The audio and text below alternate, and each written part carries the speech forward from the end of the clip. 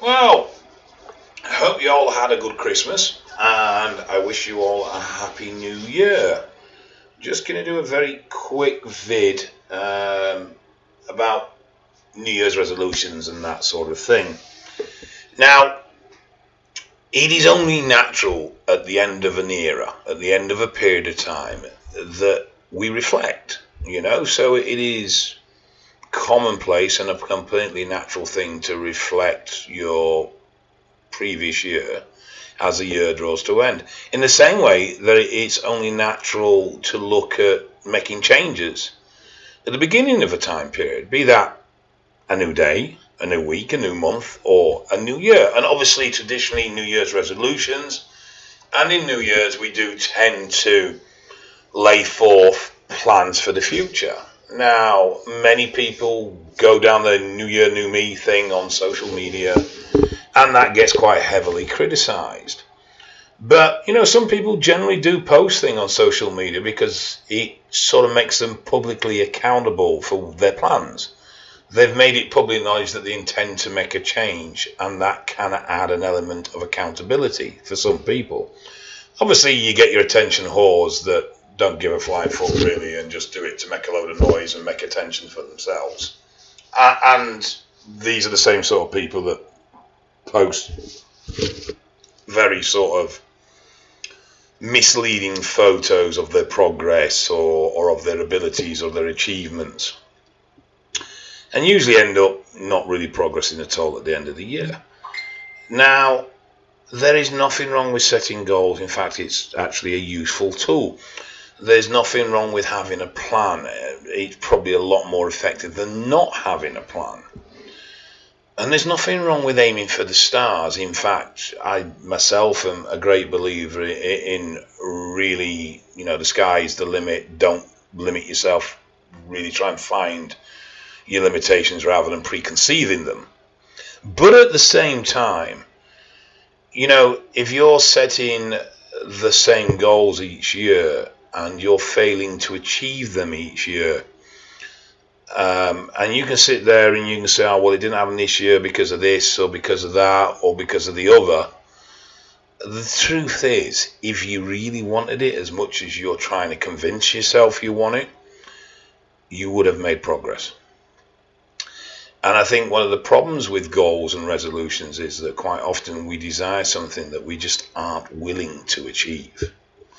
We aren't willing to do the work. We aren't willing to do whatever it takes, the sacrifice, the pain, the struggle, whatever it may be. A lot of people want financial success, but are not willing to work long hours and not have a reward for that and use that money that they earn in those long hours and invest that in the future. We want instant gratification. It's part of the human condition, particularly a modern human condition. So many do work hard, but they justify then spending that money because they work hard. And there's nothing wrong with that, but unfortunately that expenditure limits our financial progress. Same thing with getting big. A lot of people want to be huge, but aren't willing to put up with being uncomfortable or the huge amount of food consumptions or being in pain or to train at the level that is required to get huge. Doesn't mean they won't progress to some degree. It just means they won't achieve their goal of being huge. That's why so many achieve it, because it is difficult. It is hard. It isn't for everybody.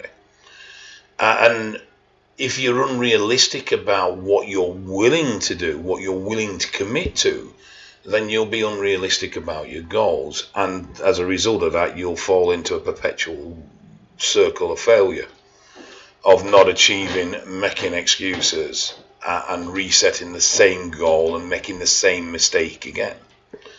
So there's something in being honest with yourself about what is achievable in your goals. And I'd never want to discourage someone when trying to achieve a goal. Nothing at all. And, aim for the sky. The sky is the limit. Go as high and as far as you can. But if this is the fourth year of you trying to get massive with no real perceivable results, then really you sort of needed to sit down and give yourself a hard talking to and accept the fact that maybe getting massive just isn't going to be for you, because you just don't have what it takes to get there. And maybe you should look at a more achievable goal that's going to give you results and satisfaction. Otherwise, you can very easily end up being permanently disappointed because you're constantly failing. You know? So, they're a great tool, resolutions and plans and that. I mean, I make them every year. Don't manage to achieve them all. And some I generally accept that I won't achieve, but I keep that resolution or that plan in the background as a pressure to stop me from going too far the opposite way.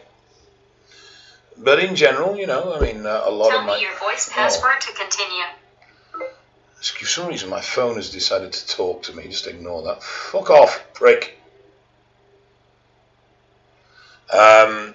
So, you know, there's tools in here that you can use in other ways. But in general, a goal has to be to some degree achievable.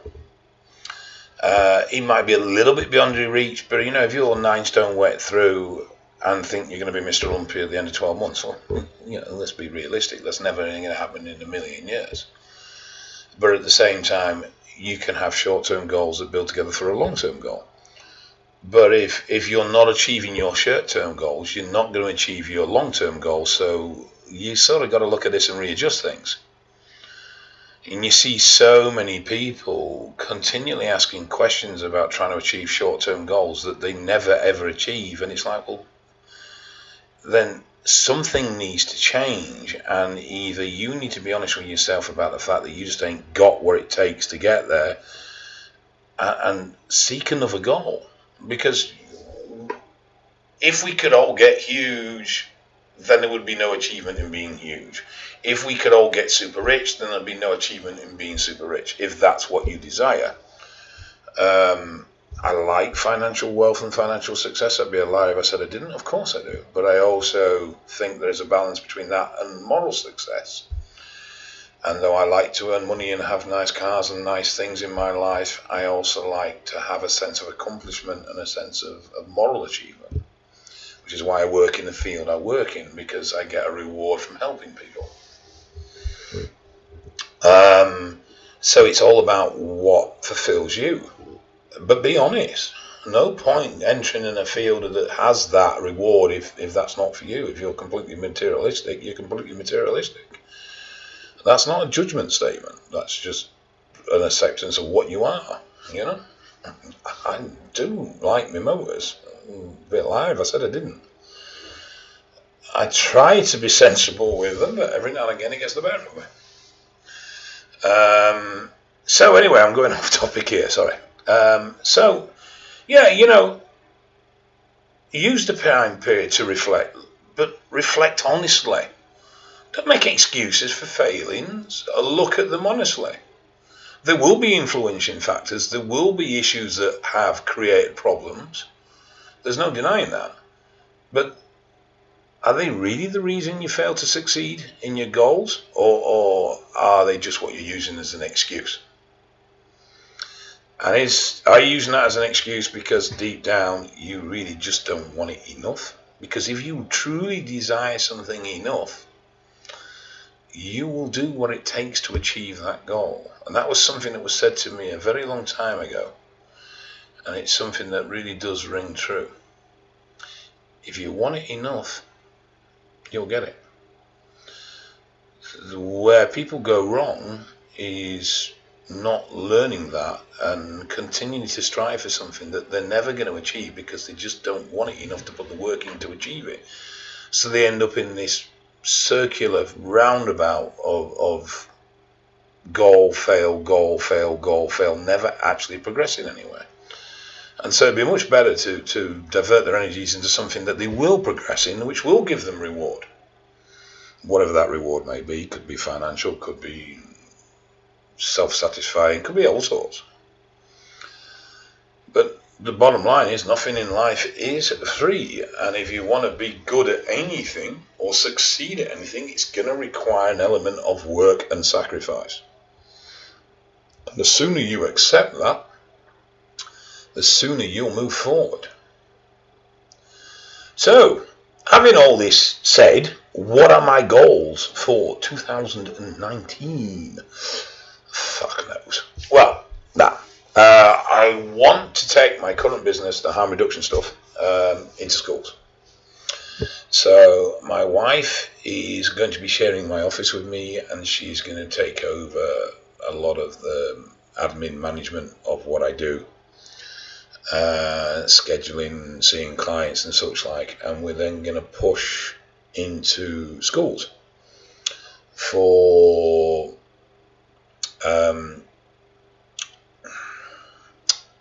alcohol, drug, bullying and steroid and substance misuse presentations.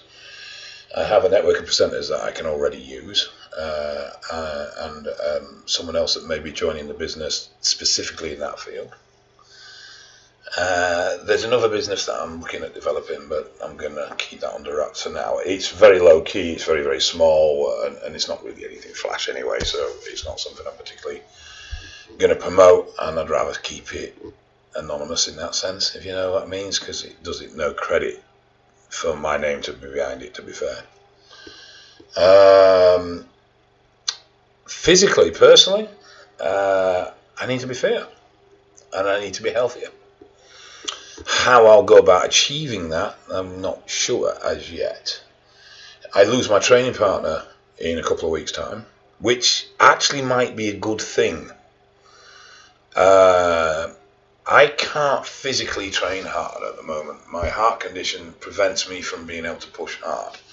In fact, I got an absolute fucking bollocking off the cardiac nurse who visited me on Christmas Eve, routine thing, because she didn't realise I actually was still training, and she was a bit like, oh, fucking hell, does your consultant know this?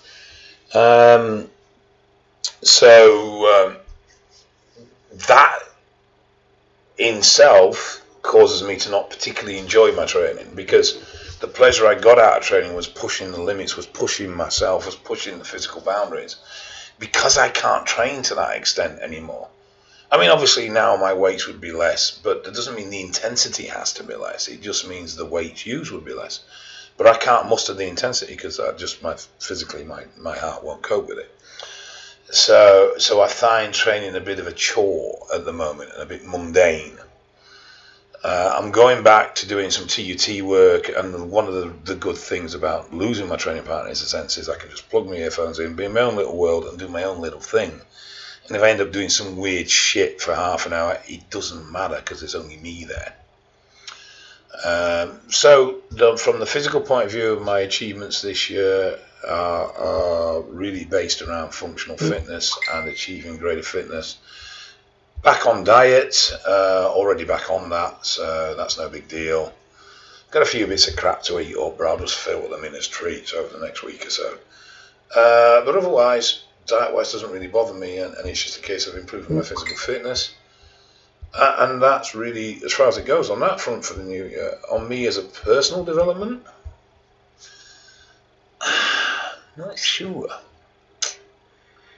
I've always wanted to learn a language, but that's something I really struggle with, and now I struggle to find time. I'd like to go back into doing some drawing, but again, time. So now currently my drawing setup is in my office, and I've not touched it since I put it down here. My wife is giving up with her craft room, her choice, so again, she doesn't really have the time. So she's moving her stuff down into my office, and we're going to have a shared office, and my drawing board's going into her old craft room, and that will become a drawing room. Does that mean I'll do any? Not so sure. But the office should be a little bit more efficient, and then hopefully with that efficiency we can push the services further. That's really it, I think. Want to definitely continue with what's something that I've already started to develop, which is a Monday to Friday work my arse off ethic, and then family time at the weekends. And I want to try and continue with that. Work will always bubble into weekends a little bit, and I understand that's unavoidable if I want to progress the business. But at the same time, want to spend a bit more family time at weekends. And then otherwise, the rest is probably financial stuff, which there's none of your fucking business, to be fair. Oh, well, look at a couple of investments, though. Anyway, so, yeah, they're my plans. So, whatever you choose to do, I wish you all the best in it. Give it your best, and you might surprise yourself at what you can achieve. All right, for that bollocks, I'm going to get off. So, take care, guys. All the best for a new year. Hope you had a good Christmas, and I hope 2019 provides you with what you desire. Thank you very much. Take care, and speak to you soon.